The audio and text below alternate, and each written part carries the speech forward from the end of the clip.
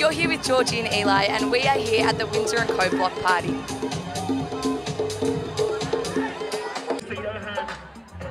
Chris G, followed by flexing that boy. Bring that home, we have Jeanette. That doesn't just focus on the best hawker-inspired street food from Melbourne's best restaurants like Hanoi Hannah and Mr Miyagi, but there's awesome street art everywhere to see, great live music, and even some circus performers. We've also got some music from Amin Payne. We're going to sit down and talk to him in a second, but let's find out what the people think of the Windsor Co Block Party. We're here with the guys and we want to ask them a little bit about how you're liking the music and the atmosphere here today. Oh, it's good. The vibe is going off. It's a good day to spend Sunday. Oh, it's beautiful. The atmosphere is lively. The music is great. The groove in it, I love it. Favorite food of the day? Prawn dog. Prawn dog? Prawn dog, yeah. So what's Mr Miyagi.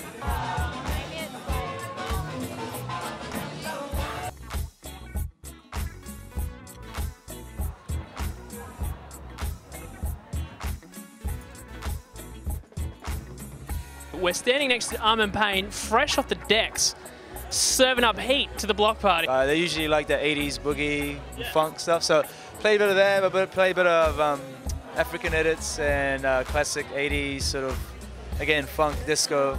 Yeah. Tell us a little bit about your musical influences. It's huge, but I'm a big fan of the whole 80s funk boogie, and but obviously people like George Benson, Scott Heron, Curtis Mayfield have like inspired my soul and jazz side of things, and then hip-hop wise, many hip-hop producers like Jay Dilla, Pete Rock, and rappers and stuff. Yeah. But you put that on an album, right? And you made it for your dad. Yes. Tell us about that. My recent release called SAFFRON. I made it using strictly samples from Iran, Turkey, India, and Arab nations, and it was like, yeah, it's kind of stuff my dad used to play when I was a kid. So I made that for him and myself to kind of vibe off to, but yeah, a lot of people seem to kind of enjoy it. So I don't know, that was meant to be like a one-off thing, but I might have to come back and do another smaller version of that. That sounds great. And obviously you're inspired by culture then. How important do you think these kind of cultural festivals are for cities like Melbourne?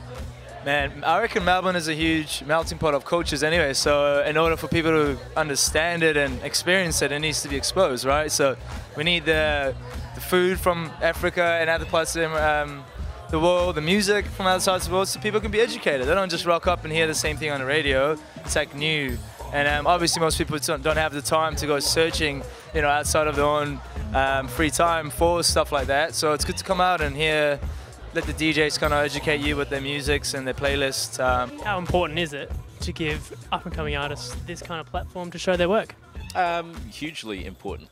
You know, we don't get that many opportunities in some of these big environments, so, you know, the scene's quite commercial or run by, you know, big commercial entities, so it's, you know, not often that we get a chance to, you know, showcase what's actually going on a street level. So you're in the streets and you're showcasing the streets. Absolutely. In regards to Windsor Street, where are you looking to take it, and what do you want to do with it?